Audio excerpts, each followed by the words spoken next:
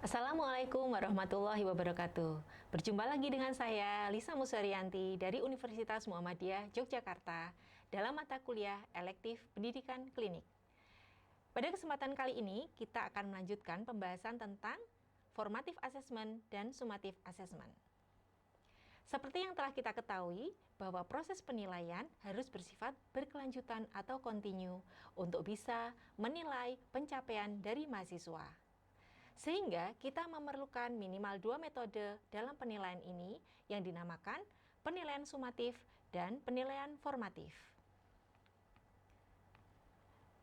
Pada gambar berikut dapat kita lihat bahwa dalam satu course atau kursus atau mata kuliah, kita bisa menempatkan ada banyak penilaian formatif dan satu penilaian sumatif di akhir pembelajaran.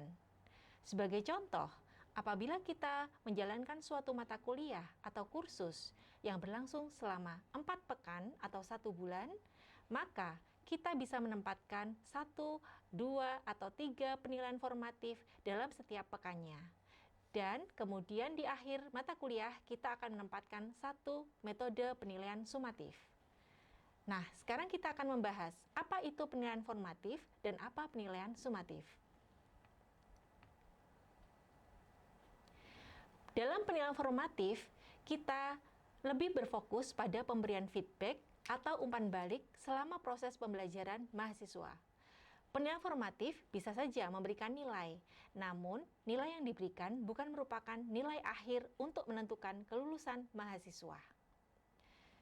Dengan adanya feedback atau umpan balik selama penilaian formatif, mahasiswa akan lebih menyadari apa yang sudah baik atau positif dalam pencapaian mereka, dan apa yang masih perlu ditingkatkan dalam pembelajaran mereka, baik itu berupa pengetahuan, keterampilan, maupun attitude mereka.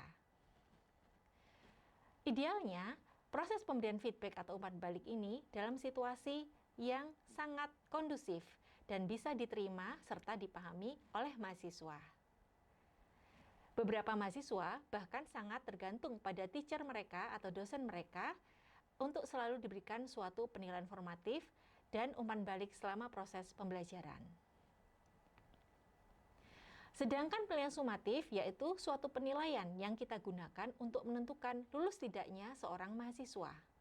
Dalam penilaian sumatif ini, kita harus berhati-hati untuk menentukan mana mahasiswa yang telah mencapai tujuan pembelajaran dan mana yang belum mencapai. Dalam penilaian sumatif ini pun, sebaiknya kita juga tetap memberikan umpan balik yang sesuai untuk setiap mahasiswa. Bahkan setiap dosen kadang merasa agak berat atau stressful ketika harus memberikan summative assessment karena harus menentukan kelulusan mahasiswa. Berikut merupakan contoh formative assessment atau penilaian proses. Kita bisa menggunakan formative assessment ini untuk menilai sikap atau attitude. Tentu saja untuk menilai attitude mahasiswa kita bisa menggunakan banyak sumber, tidak hanya dosen tersebut. Kita bisa meminta masukan atau feedback dari senior, dari mahasiswa junior, dari staf administrasi, dari pasien, keluarga pasien, dan kolega. Kita juga bisa meminta masukan dari para perawat yang mendampingi mahasiswa ketika mereka praktek di rumah sakit.